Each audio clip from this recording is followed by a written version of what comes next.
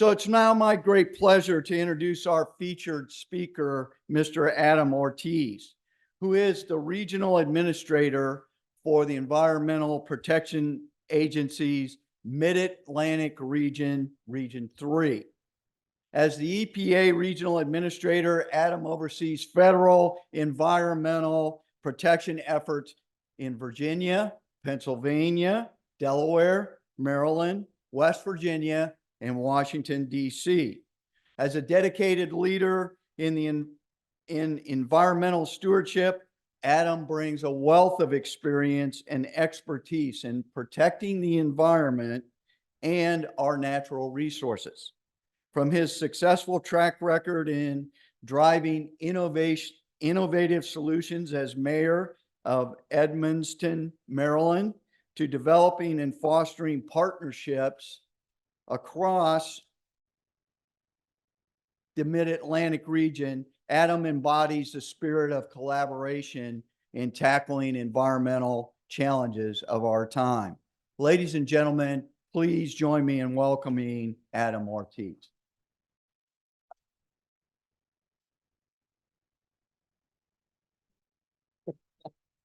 Good morning.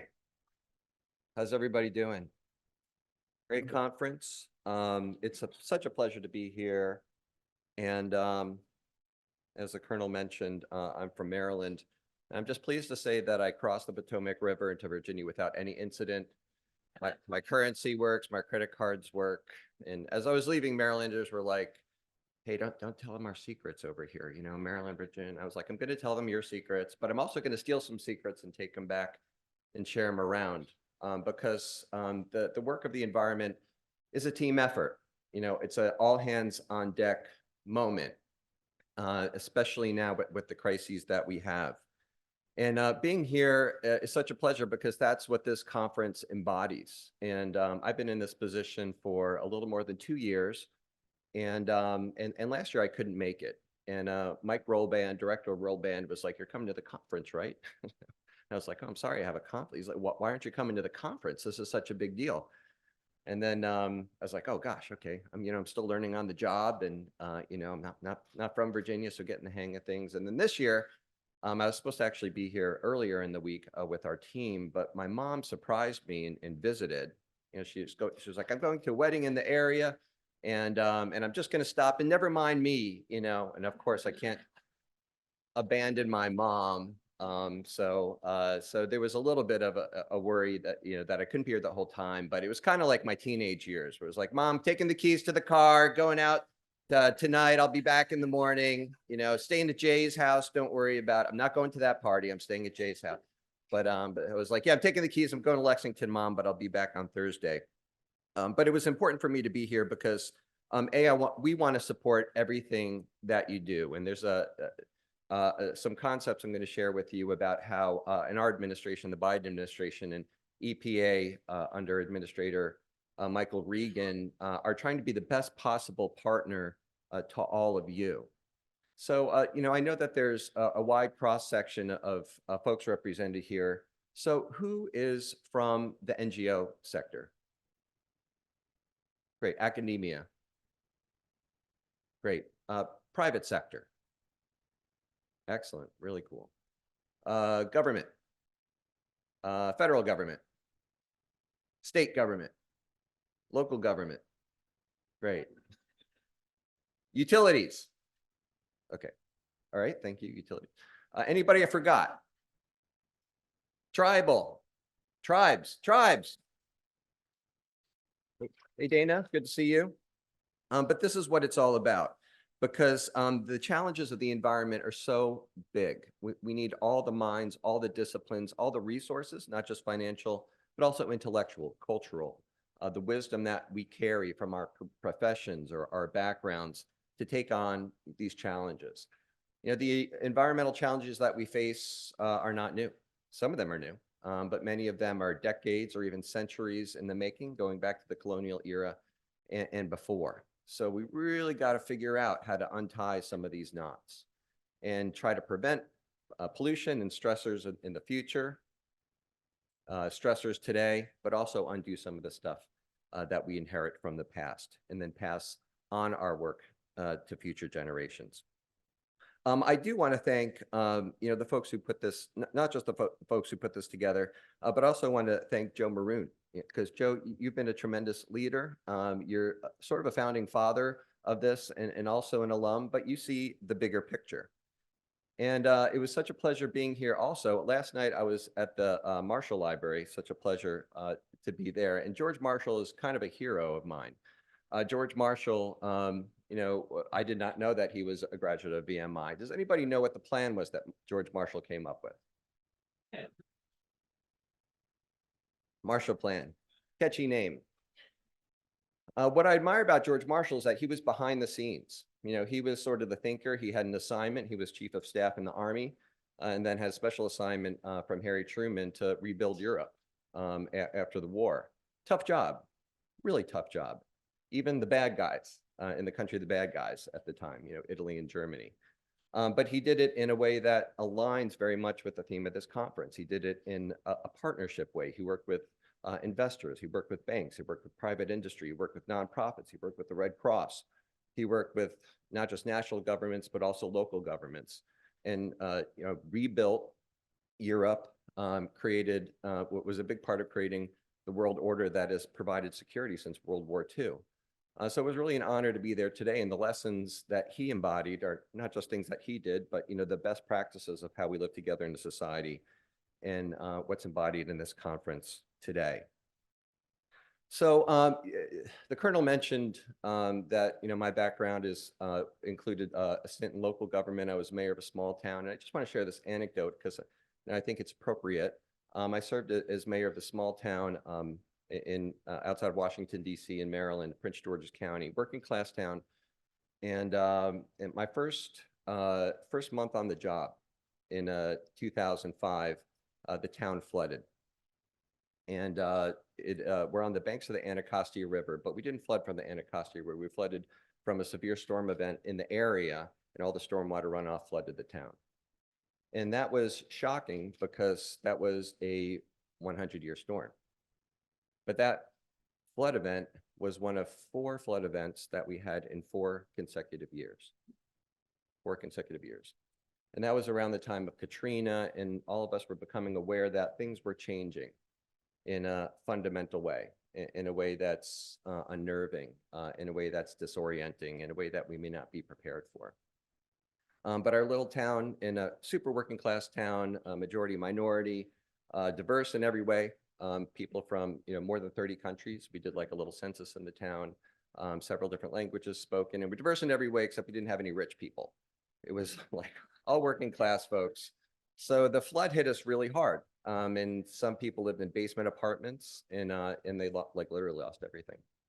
But what we did was work with other levels of government, worked with the county that received money from the SRF to create a more resilient community. We raised the levees. We built a $10 million flood pumping station using Archimedes screws and innovative ideas, and made the town resilient again. But we also wanted to take it a step further. We realized that the public spaces that we have in the community, our streets, can also contribute to flooding downstream from us as well. So we wanted to be responsible and make sure that we captured that stormwater. So we worked with EPA Region 3 at the time and got a small design grant, money from them through the Chesapeake Bay Trust, great organization, did a design grant for creating a completely green and sustainable street. And we ended up kind of stealing, like on the theme of stealing ideas, stealing every possible good idea that we could. The University of Maryland was nearby. We brought them onto the team. Some landscape architects were involved. We brought them onto the team, hydrologists, engineers, all sorts of folks, community members. And we created this beautiful green street with tree canopy. So Rob, trees? Love trees. Trees are the answer. Bike paths, and reclaim this space that had been sort of sacrificed to cars and to pollution, and created a space where people come back together again. And it was, I was much younger then, and but it was a real lesson to me that, there's no real turf, in the environment. We need folks to figure things out, but we also need to do it in a way that delivers real results for people in real affected communities. And that's what we're trying to do in the Biden administration and today's EPA.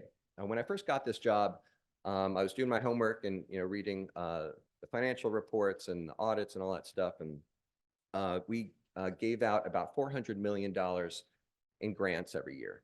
That was 2021, and that's a big number, right? But as of the last fiscal year, which closed a few months ago, we gave out $1.4 billion. So our role historically, as you know, has been as an enforcement agency, as a regulator, signing off on permits and stuff like that. And that's important work. We've got to uphold the laws of our country, and many of which are, decades old. We still got work to do. But we're also a philanthropist. We're also a partner. We're also a grant maker. We're also there to provide technical assistance, and we're also here to cheer you on, because you're on the front lines. You're figuring things out in your communities. You are doing it, and we're here to give you a boost. That is our job. So the concepts that we have in our organization are three. There's lots of concepts, but there's sort of three that we put on poster boards around the office, and it's engage, align, deliver. Engage, align, deliver. And I'm going to talk a little bit about those with some anecdotes here in Virginia. So engagement is the first one. And the federal government has a reputation for being, far away and hard to reach, and there's, some truth to those stereotypes, despite our best efforts. But, all of us, we have to lean in. We have to show up. We have to, walk the tribal lands. We have to walk through the communities. We have to talk to people who are affected on the front line. We have to talk to the private sector and the ideas that we have, because we need to figure this stuff out together. And we're going to be a better partner to you if we show up, if we listen and we engage. And this is so important in environmental justice work, because these are communities that have been, historically marginalized, not always able to vote, not always able to participate economically, didn't always have representation. So they weren't at the tables where decisions were made. So we have to work a little extra to overcome that. We have to go, not just invite them to our tables, we have to go to their tables. We have to go where they are, listen, spend time, come back, not just a media event or something, but, develop meaningful relationships. So showing up is so important. We were in South Richmond a couple months ago, and there's, a handful of stressors in one, but, one of the ones that came up was, and most important to folks, was access to healthy food. Food desert in parts of South Richmond. So we walked the community, and, and communities that are marginalized are not desperate. They're not despairing. Often they're the opposite. They're organized. They have ideas. They're, getting money. They're involving the university. They're doing all sorts of stuff.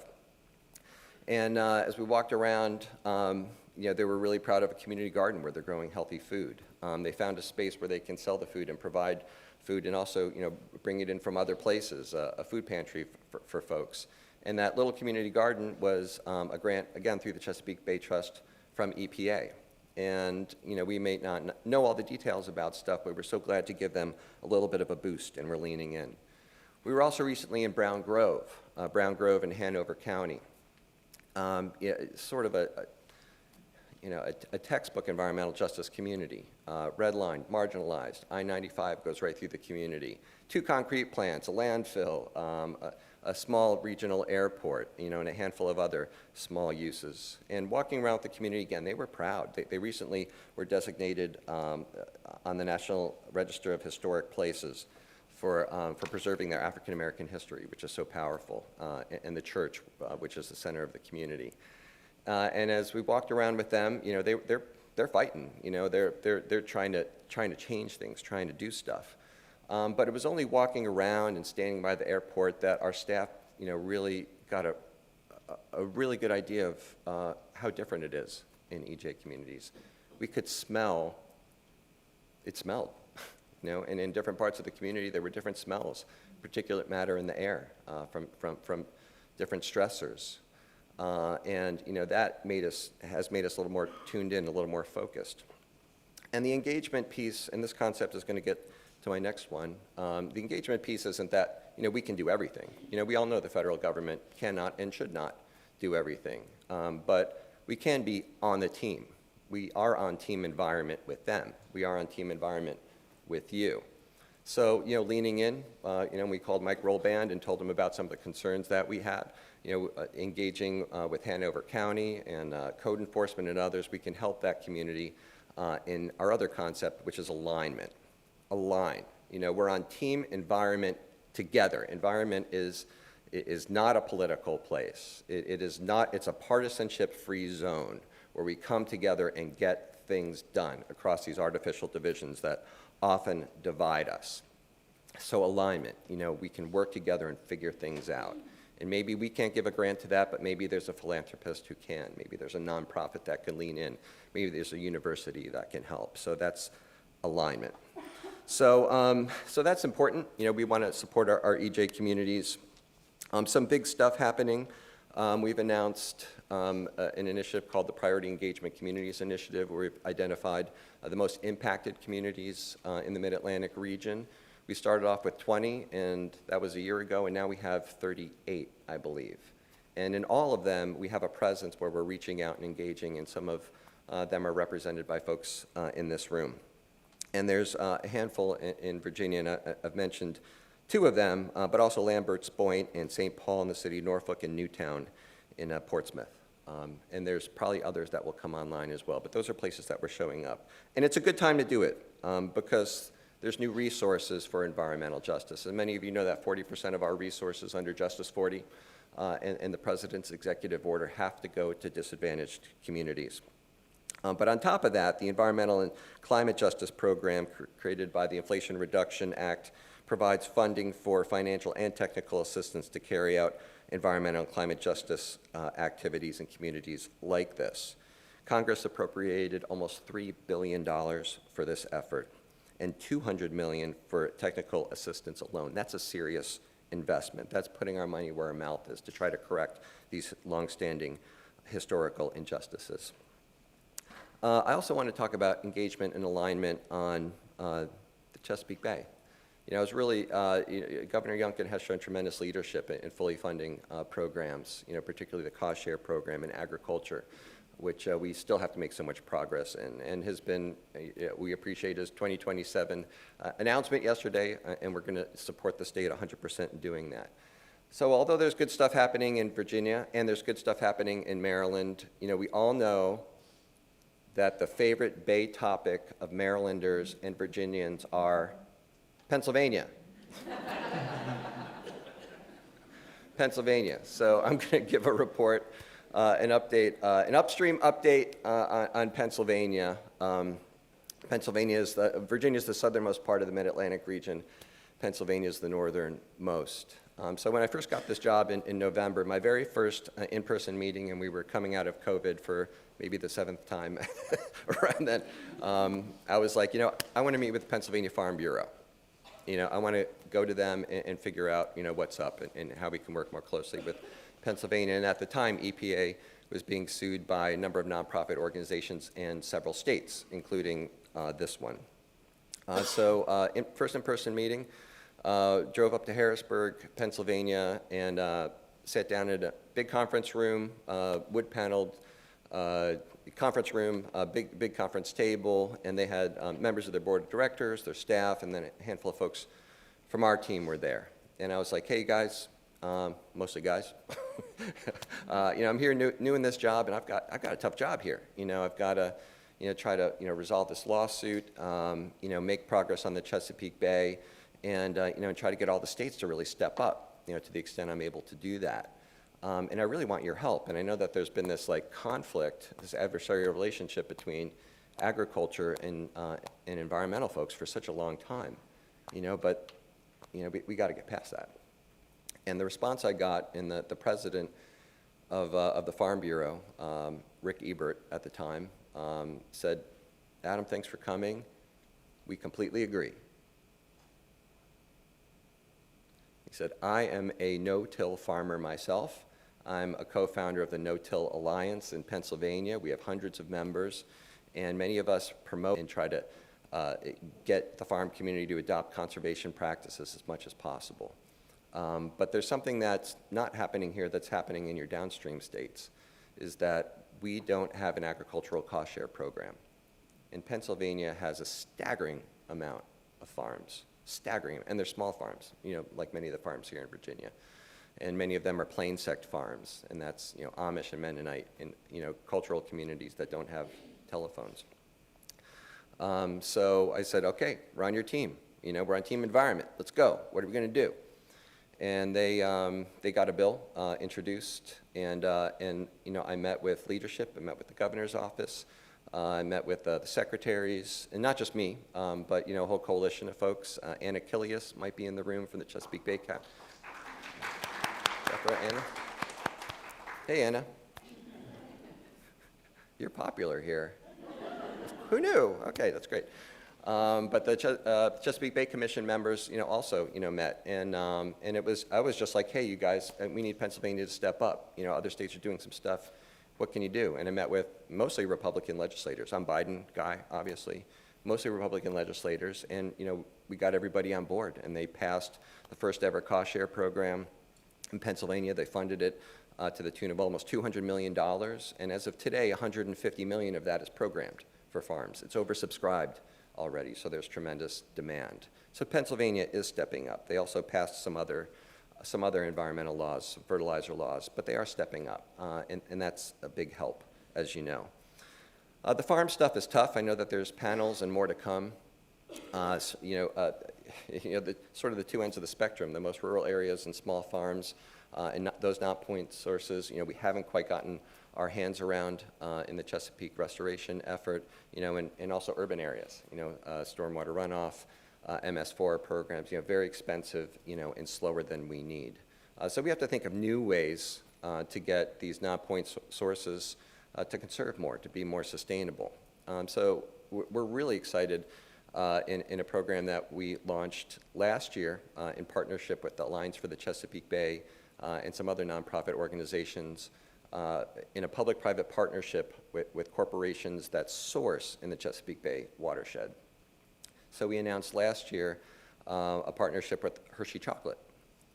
And Hershey is located where? Hershey, Pennsylvania. Smart crowd. Great product. So we met with them a lot, and we met in their conference rooms, and yes, there are bowls of candy in every single conference room. So if you can get a meeting with Hershey Chocolate, I recommend it.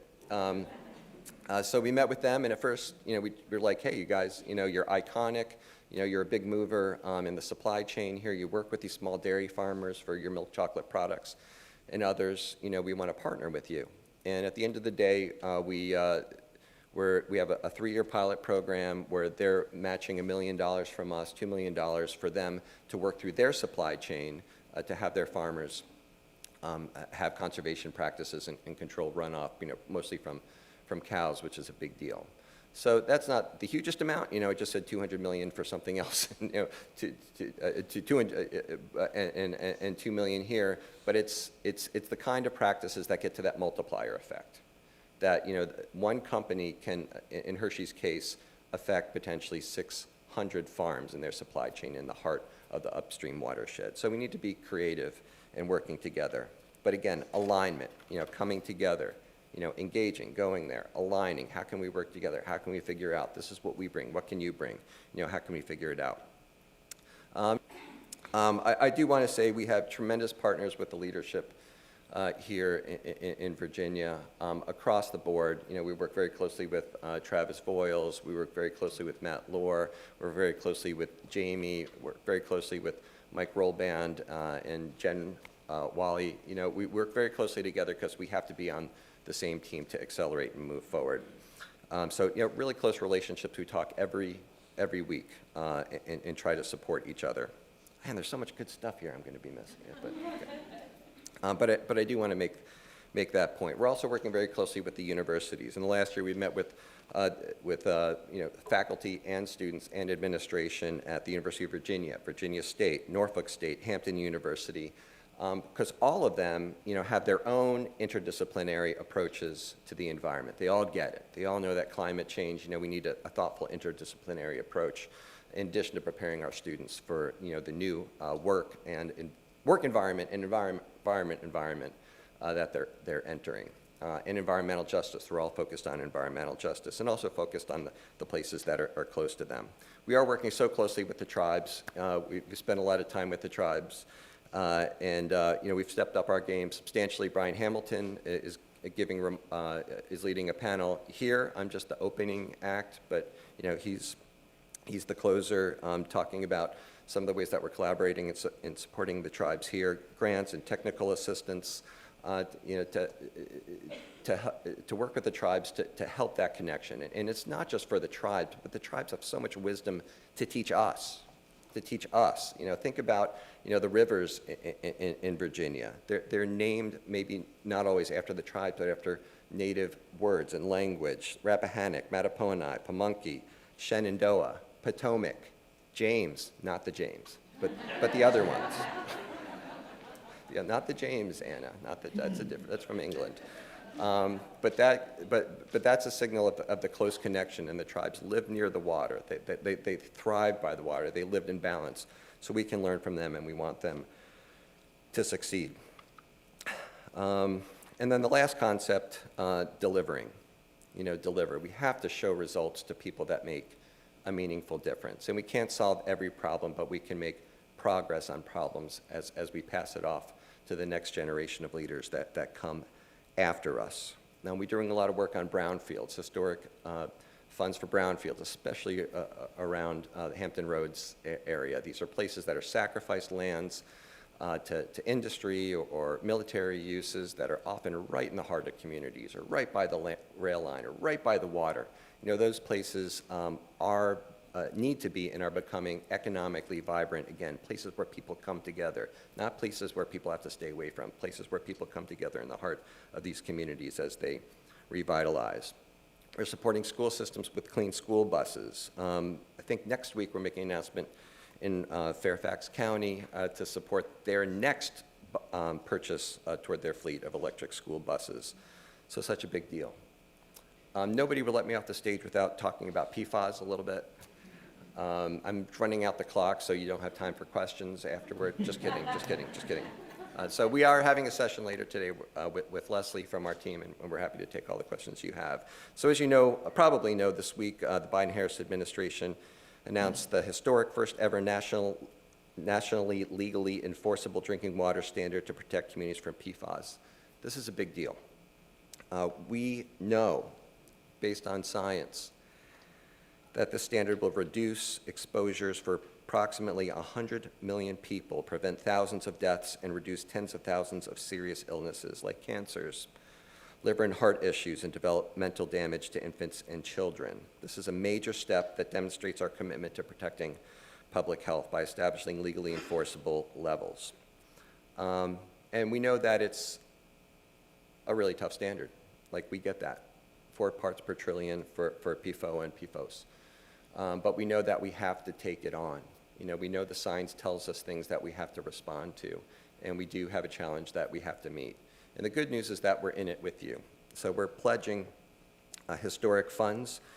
We've recently announced nearly $1 billion in bipartisan infrastructure law funding that will be available to help. But that's only part of the pie. It's part of a dedicated $9 billion of bill funding for communities with drinking water impacts by PFAS and other emerging contaminants, and an additional $12 billion in bill funding is available for drinking water improvements as well. So we must make progress. And for those of you who are closely aligned and involved in this issue, there's many more webinars that will take place, lots of resources on the web, and we'll be talking about it more today. One project that we're really excited about on the theme of delivery is the Hampton Roads Sanitation District's project for underground injection. It's the first project of its kind. Who's familiar with the project? Okay, just about everybody. So really cool. We recently signed off on the permit to allow the district to construct and operate 10 Class 5 injection wells. We'll inject 16 million gallons per day of highly treated wastewater that meets Safe Drinking Water Act standards, and lots of drinking water stuff. We have such a great partner in DEQ in the state in getting our state revolving funds out to local systems, hundreds of them, too many to mention here today. So much good stuff I'm just going to skip over, but trust me, it's great. We're doing lots more good, really good things. I do want to give a shout out to my friend Mike Rollband, who I've known for a long time. Just sort of a wizard around permitting and speeding things up and taking out redundancies and making things more common sense and transparent and accountable at the same time. So just a shout out to you, Mike. You've really rocked it in this position, and it's so great to have you as a partner. So I will leave, Adam, you will leave time for questions. You will leave time for questions, okay. So, I'll wrap up sort of where I started, is mostly with gratitude. Just thank you for doing what you're doing. What happens here is a best practice that it will communicate to the other states, and I encourage Travis and Mike and other leaders when we do meet with the other states, and we do meet with them altogether, the leadership that we talk about this, the way that you brought so many sectors together to take on the tough challenges that we have. And that's the only way to do it, because we're on team environment together. No matter who you are, no matter what your line of work is, no matter where you live, you make an impact. We make an impact in the things that we do every day in our work lives or in our personal lives. So it matters. It matters. So I'm so excited to be here with you. This is just, a little part of a long conversation that we're continuing to have to support you, but I'm excited with my team to be engaged with you, to be aligned with you, and to deliver with you. But thank you so much.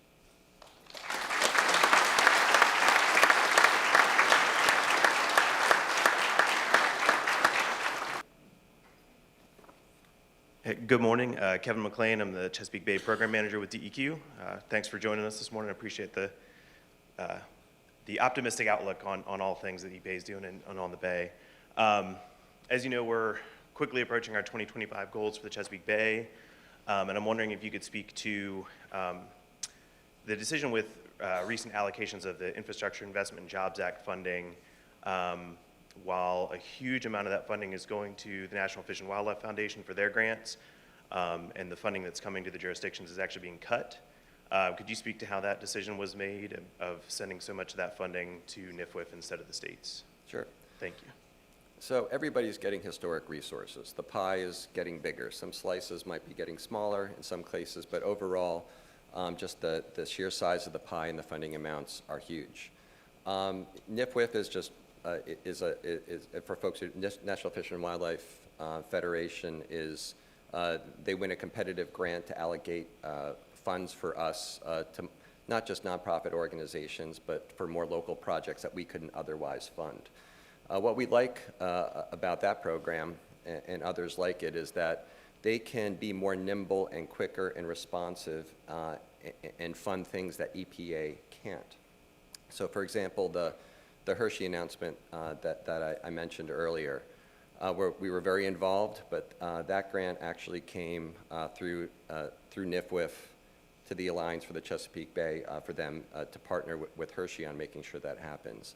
So it's just about being nimble. The states do incredible work. There's no question about that, and we support you 100%. But it was a little bit of a policy decision. That being said, we're happy to engage in any conversation about getting more resources for the program or the funding allocations. But we are also very focused upstream. And I say this, and my staff has told me not to say this, but I'll say it anyway. Is this being recorded? Just kidding. Is a policy of tough love on the Chesapeake Bay. Tough love is how we've been engaged with Pennsylvania, and that's part of the reason why they've been stepping up. So, we have enforced more, substantially more in Pennsylvania, and that was part of the meeting I had with the Farm Bureau. It's like, hey guys, just heads up, we're going to be stepping it up here, but we also have to show support and give resources to folks who are doing good things to accelerate that. So thanks for your question, and I know it's an ongoing conversation that we have with your team. Hello, my name is Frank Wilson. I'm here with Southside Relief out of Richmond, Virginia, and it really is encouraging to hear that you visited with us already. But there's another issue that's been ongoing. We have a large, on the south side, stormwater problem, and I'm just wondering if that's something that we can engage with your administration about as well. Unquestionably, no. Yes. I'm sorry. I was going to say, unquestionably not a problem, and I believe we are engaged already. And with communities that are distressed, it's never one stressor, right? It's many at a time. So more than happy to engage. And I look forward to our next visit as well. But thank you very much, Frank. Thank you. Appreciate you. Hi, Dave Sly with Wild Virginia. I want to encourage some more tough love on PFAS.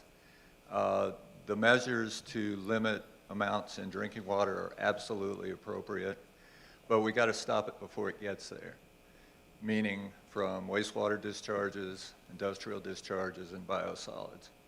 And so far, we haven't seen that. I know there's guidance from EPA, but we need more than guidance. We need more than suggestions. We need limits and permits. We need monitoring. And so far, that's not happening. So again, I encourage some tough love. Thank you, Dave. I appreciate that. Our PFAS strategic roadmap identifies that this is a pervasive, insidious contaminant that's almost everywhere. No question about it. We wanted to focus first on drinking water systems because it's the most immediate delivery mechanism to human health. But there's no question that those other sources are in the queue as well. And happy to follow up and connect you with our team about what we expect down the line. Thank you.